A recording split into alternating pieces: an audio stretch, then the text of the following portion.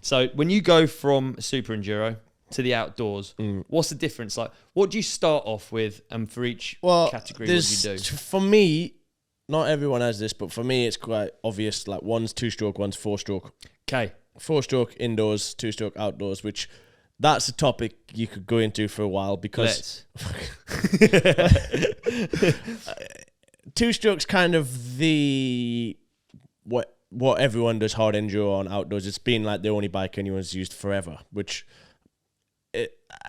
no one's really tried a 4-stroke, but I do think it's a bit it's a bit. What word am I looking for? I guess to mountain bike audience, what is the biggest difference? Would you say it's weight? Well, is the it's weight not, the biggest though. reason? That's the thing. Like, when you really think about it, I don't know why everyone uses a 2-stroke, and I've used a 2-stroke. Interesting, eh? I don't know, and I think you could be just as competitive on a 4-stroke. No one's done it, but I generally think that. So it's tricky. But yeah, aside from the 2-stroke 4-stroke thing, because I've actually tried it. Like, my lap times on a 2-stroke on a SuperEnduro track are the same pretty much. Are they? Yeah. So that's another thing. Like, everyone thinks you have to be on a 4-stroke indoors because I ride one. But my lap times are, like, actual top speed, like, fastest lap times are more or less the same, which blows my mind because I feel much faster on a 4-stroke. Yeah. Same when I ride. I've done it at a motocross track. I've had 2-stroke, 4-stroke, and almost identical, which blows my mind because I feel so much faster on a 4-stroke. But the reason I pick 4-stroke indoors, I just feel I can be more consistent at that speed.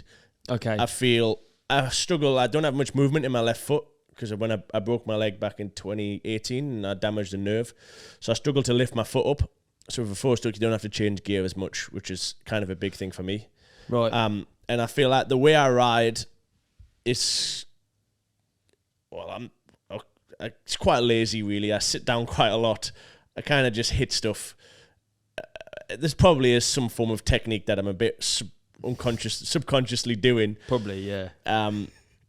But I ride quite lazy on the bike. I like the idea of all your competitors sort of trying to master laziness. I've noticed there's quite a bit more sitting down goes on in SuperEnduro. Yeah. And I actually was watching the juniors, to be fair, and I was like, "What these lot?" There's method to the laziness. There's some of my little. Yeah, that's cool. I've spotted a few things which you didn't used to see anyway. And yeah. So yeah, the way I ride, and I just enjoy riding a 4-stroke, to be honest. But then, so aside from the engine, suspension is quite a bit different in the setup. For hard enduro, it's all kind of like super soft, all about just maximum traction. Yeah. There's kind of no regard for safety, really. Like, it's so dangerous going fast on a hard enduro setup. Like, we do, because the speed we go in races is as fast as the bike can go. Because you're not always climbing up the side of a cliff. Obviously, you've at times got to get to the cliff, so you'd be on like single track, forest roads, stuff like that. So that gets pretty sketchy, to be honest, going that fast on. Why? Because just the suspension's so soft, the tires are so soft. Yeah. There's just so much movement going on. Yeah, wallowy more than anything. No hold up. Like, if you hit a big impact, you're just blowing through, bottoming out. Like, it's right. Kind of hard to describe in a mountain bike term, really. I mean, the thing that comes to mind is basically like riding like a downhill track on a cross-country bike, which isn't the same because the whole bike's different. But no, I do understand. That's not really that relatable, to be honest. But it's just like doing something on a bike which isn't designed to be doing. Yeah. Ultimately, just with how soft the suspension is, and that's the in-between sections, which unfortunately are the fastest bits. Yeah. Which, and often on some days, again, it's hard to be specific because every race is so fucking different. Yeah. But in some situations, like, we can do 150 kilometers in a day, and 70 of that could be fast riding, and 30 of that could be super technical riding. Yeah. But the problem is, you have to set your bike up for the difficult sections because you can lose so much time there. Yeah. In the fast sections, you gain and lose very little time. Seconds, really, usually. Like, you can be on there might be a 20-minute long checkpoint that's only fast riding, and there's matter of seconds between each rider, whereas, you can make it. Most hills, like, will try and go straight for as long as possible, then start zigzagging, finding lines, finding traction. But if you can go straight for an extra 20 feet, that's probably 4 or 5 zigzags, which is probably 2 minutes. Yeah. Like, the time you gain and lose on the difficult sections is massive. So you have to set your bike up for the difficult sections and just survive for the fast sections.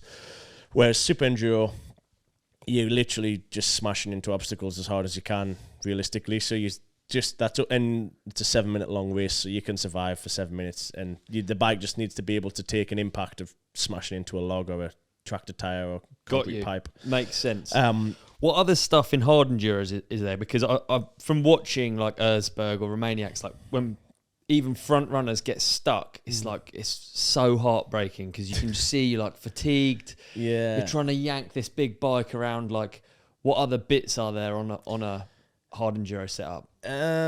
So like it's kind of super mellow power, just all for traction, just as much torque as you can possibly get out of the engine, really. So it's turned down. Yeah, or definitely produce as much low end power as possible.